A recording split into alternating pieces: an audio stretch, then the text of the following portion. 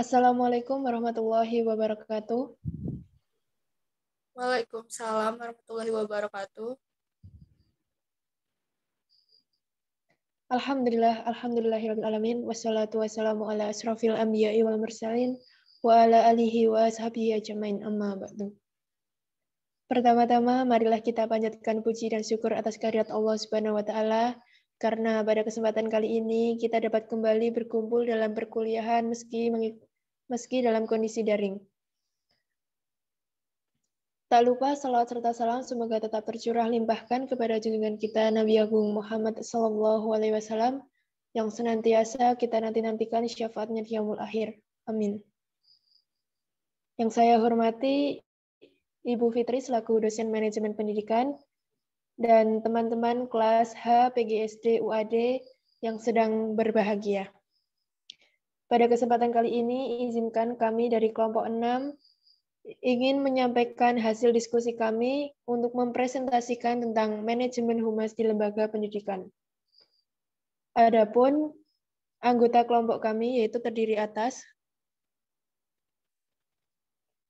Mas Tito Rivaldo dengan NIM 200.05357, Mbak Anfil Syani Rizky dengan NIM 200.05382, dan saya sendiri Elina Zahrani dengan NIM 2015005213. Adapun materi yang akan kami presentasikan yaitu meliputi yang pertama definisi humas, definisi manajemen humas di dalam pendidikan, fungsi manajemen humas di dalam pendidikan, peran manajemen humas di lembaga pendidikan, tujuan manajemen humas di lembaga pendidikan, dan yang terakhir adalah hasil-hasil manajemen humas di lembaga pendidikan. Adapun materi yang pertama yaitu mengenai definisi humas akan saya sampaikan, di mana humas memiliki pengertian adalah suatu kegiatan yang diatur sedemikian rupa, berlangsung secara terprogram, kontinu, dan teratur dalam sebuah program organisasi. Dan bukan kegiatan yang dilakukan secara sembarangan dan asal-asalan, dilakukan oleh seorang atau beberapa orang yang ahli dalam mengatur tata kelola komunikasi yang baik, sehingga terciptanya kepercayaan dan citra positif dari masyarakat. Adapun materi yang selanjutnya yaitu tentang definisi manajemen humas di lembaga pendidikan. Manajemen humas lembaga pendidikan adalah kegiatan yang sengaja dilakukan oleh lembaga, direncanakan secara baik dan berlangsung secara kontinu dalam mengadakan dan membina hubungan yang harmonis dengan orang tua peserta didik sebagai pengguna atau user.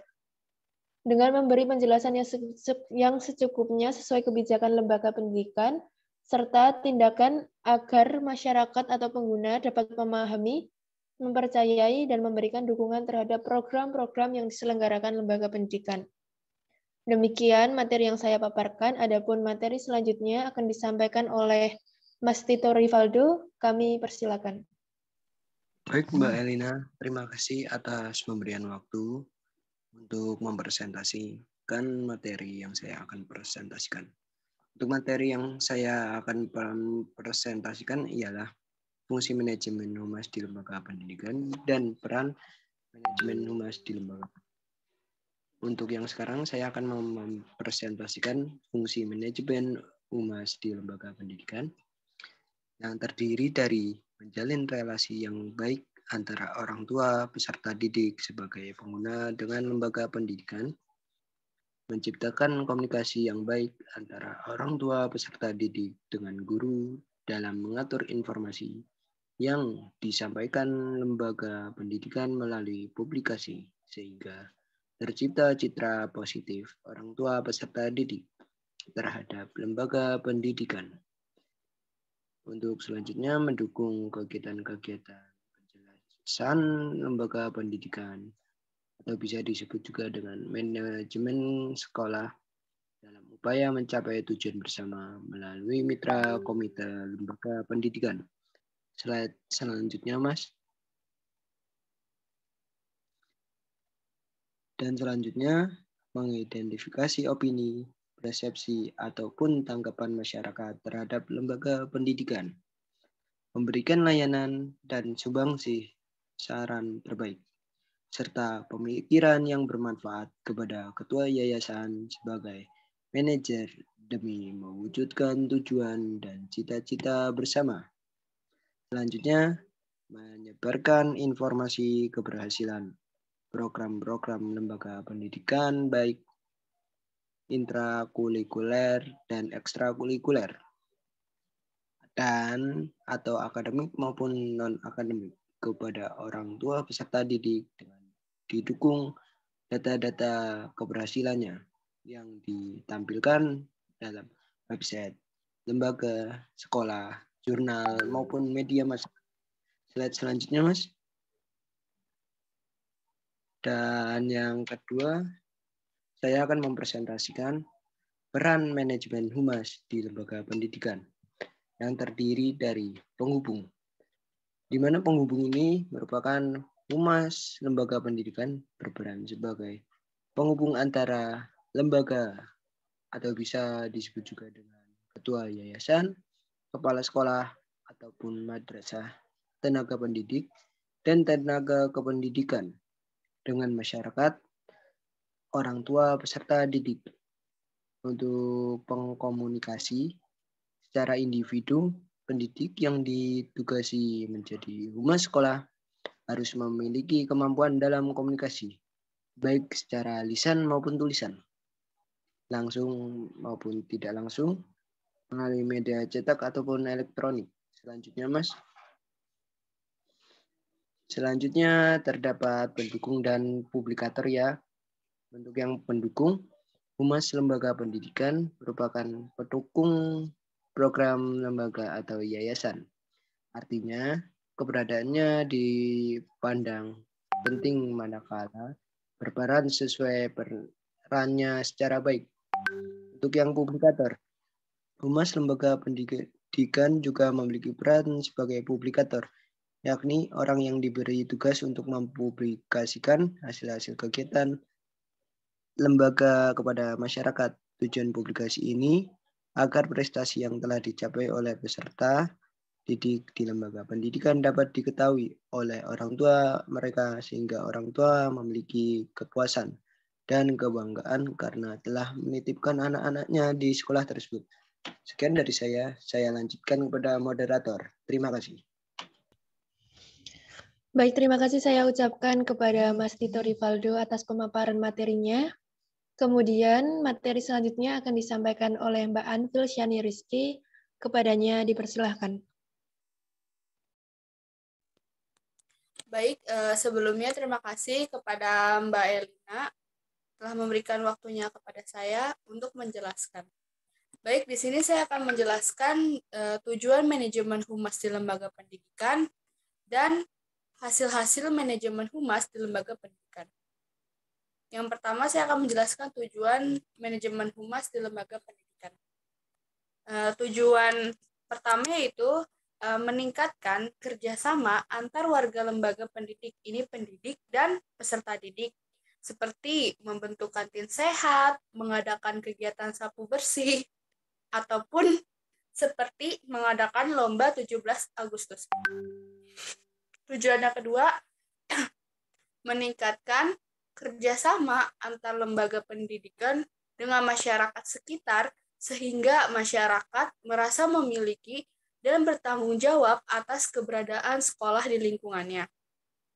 Tujuan yang ketiga, ini meningkatkan kerjasama dengan tokoh-tokoh masyarakat dan komite lembaga pendidikan sehingga bersama-sama berperan aktif dalam mewujudkan sekolah yang berkualitas, bermartabat, dan bermutu. Tujuan yang keempat, menjalin kerjasama dengan para alumni yang sudah berhasil meniti karir di dunia kerja. Tujuan manajemen selanjutnya yaitu menjaga keharmonisan hubungan dengan masyarakat sekitar sehingga keamanan lembaga pendidikan ini dapat terpelihara secara baik. Tujuan selanjutnya, meningkatkan dan menumbuh kembangkan jiwa persaudaraan, persatuan, dan kebangsaan. Tujuan manajemen humas di lembaga pendidikan yang terakhir yaitu menjalin kerjasama dengan media cetak guna mempublikasikan kemajuan dan ketercapaian program-program sekolah agar diketahui masyarakat. Slide selanjutnya.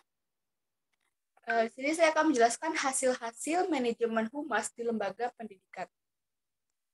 Alat untuk mengukur keberhasilan program humas di sekolah menurut Undang-Undang Republik Indonesia Nomor 20 Tahun 2003 ini tentang Sistem Pendidikan Nasional, yaitu pada pasal 8, di mana masyarakat berperan serta dalam perencanaan, pelaksanaan, pengawasan, dan evaluasi program pendidikan.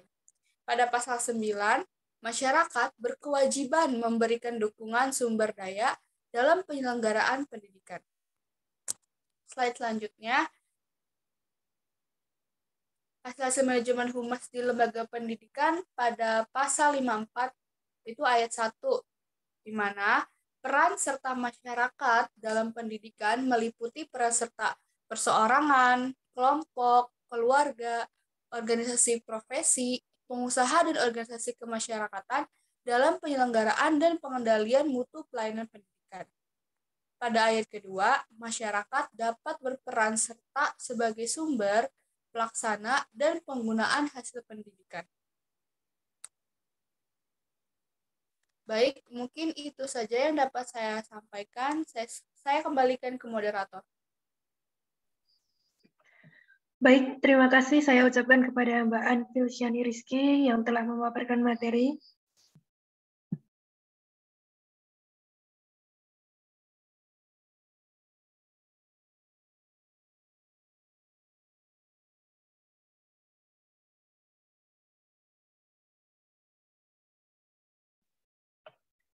Demikian hasil presentasi dari kelompok 6, kelompok kami. Apabila dalam penyampaikan kami ada salah kata atau tutur kata yang kurang berkenan, kami mohon maaf. Demikian, wassalamualaikum warahmatullahi wabarakatuh. Waalaikumsalam warahmatullahi wabarakatuh. Waalaikumsalam warahmatullahi wabarakatuh.